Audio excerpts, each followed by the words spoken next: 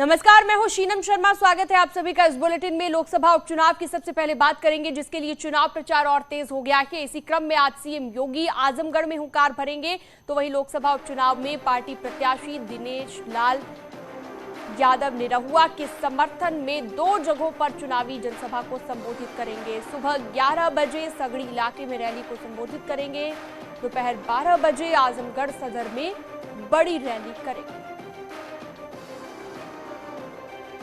तो आज आजमगढ़ में सीएम योगी की रैली है और निरहुआ के लिए यहां पर वोट मांगते हुए, वोट की अपील करते हुए सीएम योगी नजर आएंगे। जनसभा को संबोधित किए जाने का भी कार्यक्रम है। 2 जनसभाओं को संबोधित किया जाना है। सुबह 11 बजे सगड़ी विधानसभा में रैली है। ज्यादा जानकारी के लिए अभिषेक उपाध्याय हमारे साथ आजमगढ़ से सीधा लाइव जुड़ गए हैं।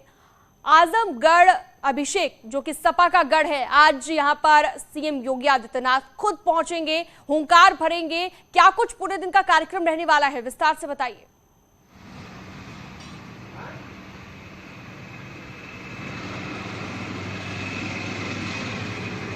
निश्चित तौर पे आजमगढ़ अखिलेश यादव का गढ़ माना जाता है। ऐसे में आज भारतीय जनता पार्टी सूबे के मुखिया सीएम योगी आदित्यनाथ अब से कुछ देर में 11 बजे उनका प्रोटोकॉल जो आया है, 11 बजे अकबेलपुर यानी कि 3 विधानसभा पड़ता है, मुबारकपुर, मेहनगर और आजमगढ़ सदर का विधानसभा पड़ता है, वहां सबसे पहले पहुंचेंगे और निरहुआ के पक्ष में जनसभा को संबोधित करेंगे। उसके बाद सीएम योगी आदित्यनाथ सगड़ी और गोपालपुर में जनसभा को संबोधित करेंगे। कुल 2 जनसभा है जहां पे सीएम योगी को जनसभा को संबोधित करना है और निरहुआ के पक्ष में वोट मांगना है। आजमगढ़ की बात करें तो आजमगढ़ समाजवादी पार्टी अखिलेश यादव का गढ़ माना जाता है और यहाँ MY फैक्टर काम करता है, जिसको लेकर मुसलमानों को जो है एक ध्रुवीकरण करके गुड्डू जमाली की तरफ करने की कोशिश की गई थी। लेकिन कल आजम खान यहाँ आते हैं और अपने प्रलोभन से, अपने भाषण से जो है मुसलमानों को अपने पक्ष में करने की पूरी कोशिश करते हैं। अब सबकी नजर जो है यहाँ पे कि यादव पर होगी। हालांकि कल भारतीय जनता पार्टी ने यादव लड़ने में एक बड़ी सेंधमारी करके पूर्व सपा के विधायक जो रहे हैं संस्थापक सदस्य रामदर्शन यादव को अपने पक्ष में किया था।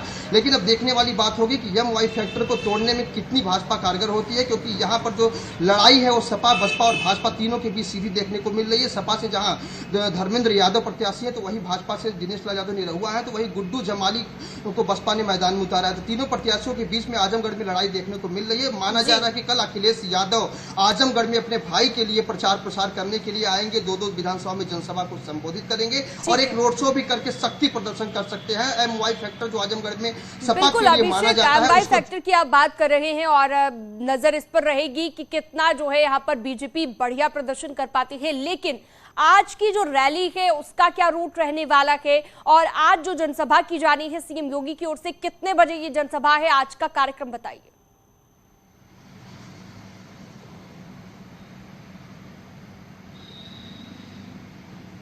सबसे पहले सीएम योगी आदित्यनाथ मुबारकपुर विधानसभा क्षेत्र के अकबेलपुर में 11 बजे पहुंचेंगे, जिसमें सदर विधानसभा, मुबारकपुर विधानसभा, मेहनगर विधानसभा की जनता रहेगी, जिसको मुख्यमंत्री योगी आदित्यनाथ संबोधित करेंगे। उसके बाद सगड़ी और गोपालपुर विधानसभा का संयुक्त जनसभा होगा जो बिलरियागंज में होने वाला है। उसका समय दोपहर 12 बजे है, जहाँ अकबेलपुर के बाद सीएम योगी आदित्यनाथ उस विधानसभा में पहुंचेंगे और कुल 2 विधानसभा में इनको जो है अपने जनसभा को संबोधित करना है। वहीं 2 विधानसभा क्षेत्रों में से पूरे 5 विधानसभा के लोगों को सीएम योगी आदित्यनाथ संबोधित करेंगे।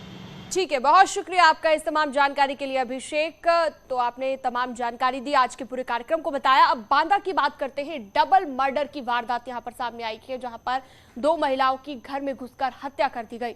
घर में सो रही 70 साल की मां और 45 साल की बेटी, दोनों की कुल्हाड़ी से काटकर हत्या कर दी गई। ऐसी आशंका है कि जमीन को लेकर विवाद हुआ और विवाद इतना ज्यादा बढ़ गया कि इस वारदात को अंजाम दिया गया। पुलिस ने दोनों मां बेटियों के शव कब्जे में लेकर पोस्टमार्टम के लिए भिजवाए हैं। मामले की तफ्तीश में पुलिस जुट गई है। शाम गिरवा थाना अंतर्गत ग्राम महुआ में एक महिला की हत्या कर दी गई थी घर के अंदर, और दूसरी महिला जो उसकी मां थी उनको गंभीर रूप से घायल कर दिया गया था। इलाज के दौरान दूसरी महिला की भी मृत्यु हो गई है। इसमें अभियोग पंजीकृत कर लिया गया है, वैधानिक कार्रवाई कराई जा रही है।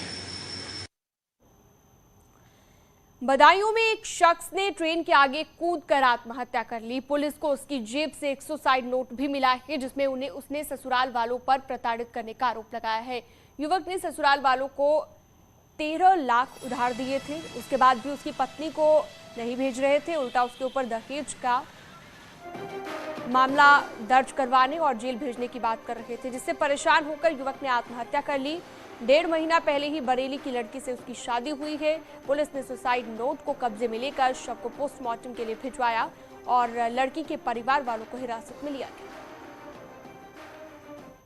ये कल बरेली से आया था और उसैद किया, उसैद से फिर वापस बरेली को आया था। मलगांव फाटक पर ट्रेन से जो है हादसा होने से उसकी मृत्यु हो गई। ये कितने बजे की है घटना लगभग? हमें साहब जो है 11 के लगभग सूचना मिली रात में, रात्रि। अच्छा, क्या नाम था बेटे का आपके? हरिओम। हरिओम। ये बरेली में ही रहता था क्या? ये बरेली खुशलोक हॉस्पिटल में प्रैक्टिस करता था। और अब बात उन्नाव की करते हैं। लखनऊ आगरा एक्सप्रेस वे पर हादसा हुआ है। कंटेनर ने दूसरी लेन में कार में टक्कर मार दी है। हादसे में 4 लोगों की मौत हो गई, जबकि एक घायल हो गया।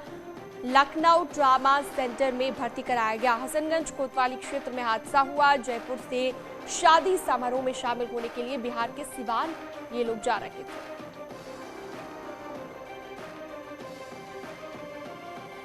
तो ग्रेटर नोएडा में ड्राइवर से लूटपाट की गई है। जयपुर से बिहार के सिवान ये जा रहे थे और इस दौरान ये लूटपाट की गई है। उन्नाव में सड़क हादसे में 4 लोगों की मौत भी हो गई है। तो लखनऊ आगरा एक्सप्रेस वे पर यह हादसा हुआ कि 4 लोगों की मौत, एक घायल। शाहजहांपुरा में कटरा पुलिस ने मालखाने में सालों से रखी अवैध शराब को बुलडोजर चलाकर नष्ट कर दिया, जहां पर 7 साल से मालखाने में रखी 22,000 लीटर से ज्यादा की शराब को नष्ट किया गया है। कोर्ट के आदेश पर बुलडोजर की कार्रवाई यहां पर की गई है। बुलडोजर के तहत एक्शन लिया। वरिष्ठ अधिकारियों द्वारा निरंतर इस बात के कड़े निर्देश दिए जा रहे हैं कि थानों पर जो माल है उनका विधिक निस्तारण शीघ्रातिशीघ्र कराया जाए। जिनकी विनष्टीकरण की स्थिति हो उनको संबंधित न्यायालय से उचित आदेश प्राप्त करके उसको विनष्ट किया जाए। इसी क्रम में थाना कटरा द्वारा एक अच्छी कार्रवाई की गई है। इनके द्वारा 2015 से लेकर 2022 तक विगत 7-8 वर्षों में कुल मिलाकर 1004 अभियोगों से संबंधित 22,300 लीटर अवैध शराब जो थानों पर पड़ी हुई थी उनको बाकायदे एक कमेटी बनाकर और उसको कल नष्ट किया गया है। रोड रोलर का इस्तेमाल इसलिए किया गया ताकि वो पूरी तरह से नष्ट हो जाए, कहीं से ऐसा ना हो कि किसी पब्लिक को उसका कोई वो मिल जाए और हो सकता है उस जहरीली शराब हो या ख़राब हो चुकी हो तो उससे स्वास्थ्य पर प्रतिकूल प्रभाव पड़े। और चलिए सोनभद्र की बात करते हैं। कलेक्ट्रेट में छात्रों का हंगामा देखने को मिला। राजकीय इंजीनियरिंग कॉलेज के छात्रों का हंगामा देखने को मिला। वार्डन पर मारपीट करने का आरोप यहां पर लगाया गया है। छात्रों की डंडे से पिटाई का आरोप भी यहां पर लगा। किसी बच्चे के खिलाफ तो कोई कार्रवाई उन्होंने किया नहीं। उन्होंने कहा मैंने आत्महत्या। अच्छा मैकेनिकल के टीचर और उसके साथ साथ मुर्गा भी सर मुर्गा। ग्रेटर नोएडा में ड्राइवर से लूटपाट की गई। ईस्टर्न पेरिफेरल एक्सप्रेस वे पर लूटपाट की गई है। ट्रक ड्राइवर को बंधक बनाकर लूट का यह मामला सामने आया है, जहां पर 6 बदमाशों ने घटना को अंजाम दिया है। दादरी के अजायबपुर चौकी का यह मामला बताया गया।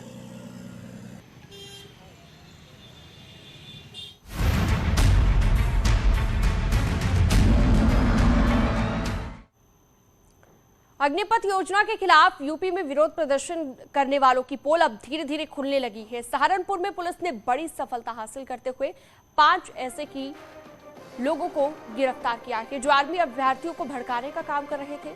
दरअसल पुलिस ने 5 फर्जी ऐसे आर्मी एस्पिरेंट्स को गिरफ्तार किया है जो अलग अलग राजनीतिक दलों से जुड़े हुए हैं। पुलिस के मुताबिक पकड़े गए 5 आरोपी आर्मी अभ्यर्थियों के प्रदर्शन के लिए उकसा रहे थे। इनमें से एक आरोपी पराग पवार NSUI का जिलाध्यक्ष है, जबकि दूसरा आरोपी पूर्व जिला पंचायत सदस्य है जो कि समाजवादी पार्टी से जुड़ा है। इन 5 को शामली सहारनपुर रोड रेलवे फाटक से गिरफ्तार किया गया। में थाना रामपुर मनिहारन अंतर्गत हम लोगों ने 5 फेक आर्मी एस्पिरेंट्स को गिरफ्तार किया है। इसमें से 2 लोग विभिन्न पॉलिटिकल पार्टीज़ के पदाधिकारी हैं और बाकी लोग भी मेंबर्स हैं। ये लोग एक्चुअल आर्मी एस्पिरेंट्स को प्रोटेस्ट करने के लिए, एजिटेट करने के लिए प्रोवोक कर रहे थे और भड़का रहे थे। इसमें से एक पराग पवार है जो एक पॉलिटिकल पार्टी की स्टूडेंट विंग का जिलाध्यक्ष है।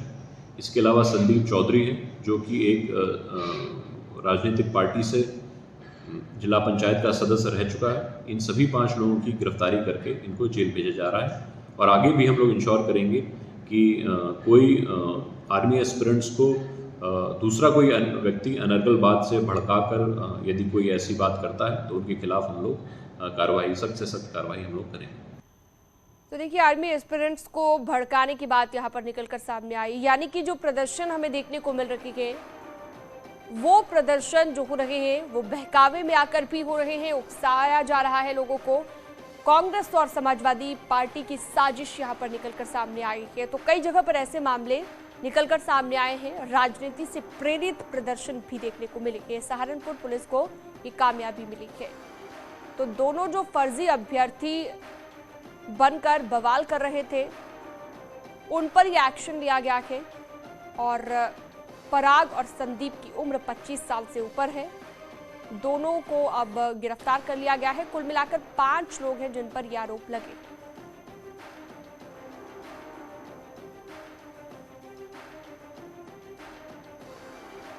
तो देखिए, कांग्रेस और समाजवादी पार्टी के ये नेता बताए जा रहे हैं। तो कई तरह के आरोप यहाँ पर लग रहे हैं कि कई राजनीतिक दलों से ताल्लुकात लोग रखते हैं और उसके बाद इस तरह के प्रदर्शनों में शामिल होते हैं, जहां पर इस तरह के प्रदर्शनों का फायदा उठाने के लिए, राजनीतिक लाभ लेने के लिए साजिश रची जाती है और ऐसा ही कुछ यहाँ पर देखने को मिला है सहारनपुर में। पराग और संदीप जिनकी उम्र 25 साल से ऊपर है, यानी कि इतना तो साफ है कि ये आर्मी एस्पिरेंट्स नहीं थे और बावजूद इसके प्रदर्शन करते हुए पाए गए, भड़काते हुए पाए गए। और अब बात करते हैं असदुद्दीन ओवैसी की। पीएम मोदी पर निशाना साधा है, अग्निपथ योजना को गलत बताया है और युवाओं के भविष्य से इसे खिलवाड़ बताया है। तो इस तरह का आरोप यहाँ लगाया गया और सड़कों पर उतर रहे हैं युवा, ओवैसी का ये कहना है। साथ ही सवाल पूछा है कि कितने बुलडोजर चलाकर घर तोड़ेंगे। भारत में जगह जगह नौजवान जो मोदी के गलत फैसले के खिलाफ एहतजाज किए, मोदी के गलत फैसले की वजह से वो रोड पर निकले, मोदी की गलत फैसले की वजह से उन्होंने नौजवानों की नौजवानी को बर्बाद करने का एक रास्ता निकाला, उनको खत्म करने का एक रास्ता निकाला। नौजवान निकल गया रोड पर। क्या कितनों के बुलडोजर से घर तोड़ेंगे आप? हम नहीं चाहते कि आप किसी का भी घर तोड़ो, आपको घर तोड़ने का अख्तियार है ही नहीं। मगर मैं ये पूछना चाह रहा हूं वाराणसी के कमिश्नर ऑफ पुलिस से, जब उन्होंने मीडिया के सामने आकर कहा हमारे बच्चे हम समझा लेंगे, तो फिर आप वो बच्चे जो मुसलमान थे आपके बच्चे नहीं है सीपी साहब। अग्निपथ योजना की बात करते हैं, जिसके खिलाफ हो रहे विरोध प्रदर्शनों के चलते पुलिस जगह जगह पर मुस्तैद है। अब हम आपको 2 जगहों की तस्वीरें दिखाएंगे।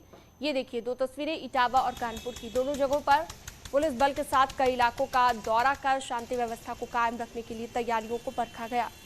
उधर कानपुर में पुलिस सोशल मीडिया पर भड़काऊ पोस्ट लिखने वालों पर लगातार नजर रख रही है। इसी क्रम में पुलिस को जब जानकारी मिली कि नौबस्ता इलाके में हिंसा फैलाने के लिए भीड़ जुटाने की अपील की गई, तो पुलिस फौरन हरकत में आई। इलाके में पुलिस और पैरामिलिट्री फोर्सेस पैदल गश्त कर रही हैं। पुलिस कमिश्नर खुद मौके पर पहुंचे, पुलिस बल के साथ पैदल मार्च निकाला।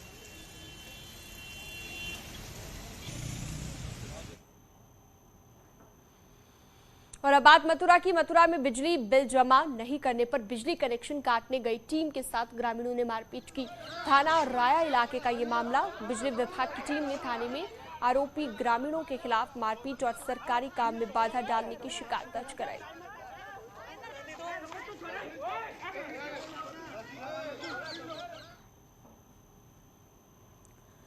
बुलंदशहर की बात करते हैं। पुलिस और बदमाशों के बीच मुठभेड़ हुई है। मुठभेड़ में 2 इनामी बदमाशों को गोली लग गई है। 25-25 हजार का इनाम इन पर घोषित किया गया था। दोनों पर कई थानों में गोकशी के केस भी यहां पर दर्ज किए गए थे। 2 तमंचा, बाइक और जिंदा कारतूस बरामद हुए। थाना सिकंदराबाद से ये वांटेड चल रहे थे इनामी बदमाश। दोनों को जिला अस्पताल में भर्ती करवाया गया।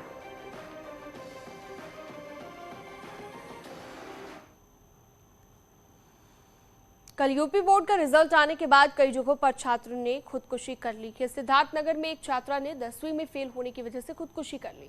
रिजल्ट आने के बाद से ही वो परेशान थी। घर वालों ने उसे समझाया भी, लेकिन उसने खुदकुशी कर ली। उधर हमीरपुर में इंटर कॉलेज के छात्र ने फांसी लगाकर जान दे दी। रिजल्ट में फेल हो जाने के बाद रात में उसने फांसी लगाई। दरअसल इंटरमीडिएट का ये छात्र था जिसका रिजल्ट आया और उसके बाद इसने सुसाइड कर लिया।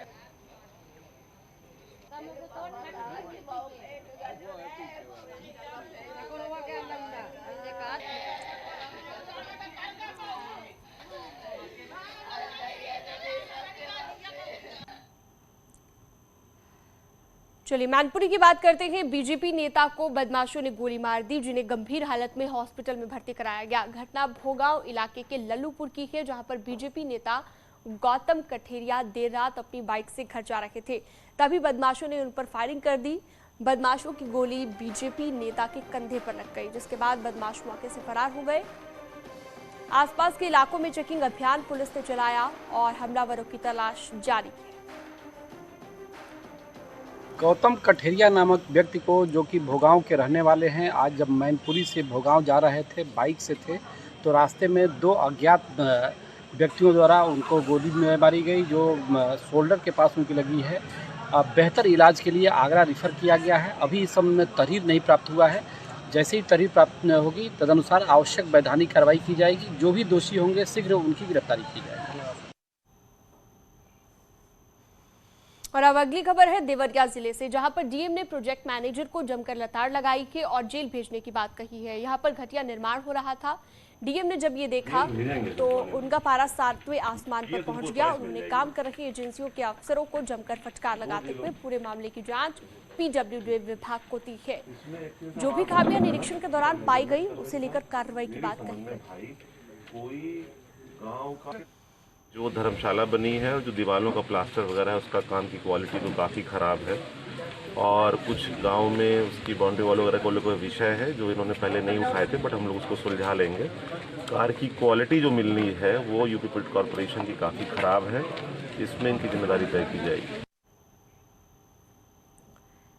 ललितपुर में रेल पुलिस ने एक बुजुर्ग महिला की जान बचाई। जब वो रेल ट्रैक पार करने की कोशिश कर रही थी, तभी ट्रैक पर ट्रेन आने लगी, लेकिन प्लेटफॉर्म पर मौजूद पुलिसकर्मी ने मुस्तैदी दिखाते हुए उसे ट्रैक से प्लेटफॉर्म पर खींच लिया और उसकी जान बच गई। चंद सेकंड की देरी अगर हो जाती तो बड़ा हादसा हो जाता। तो देख सकते हैं रेल ट्रैक पार करते हुए अचानक से जो कि ट्रेन आ जाती है और रेल पुलिस की बहादुरी की ये तस्वीरें आप देखिए, किस तरह से महिला को बचाया गया, बुजुर्ग महिला की जान बचाई गई। तो बड़ा हादसा यहां पर हो सकता था।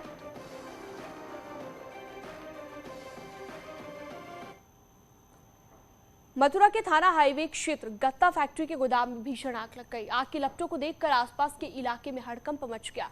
लोगों ने पुलिस और फायर ब्रिगेड को इसकी सूचना दी। सूचना मिलने के बाद पहुंची दमकल की गाड़ियों को आग बुझाने के लिए कड़ी मशक्कत करनी पड़ी। घंटों के बाद फायर कर्मियों ने आग पर काबू पाया। आग किन कारणों से लगी है इसका पता भी नहीं चल पाया। आग से लाखों रुपए का माल जलकर राख।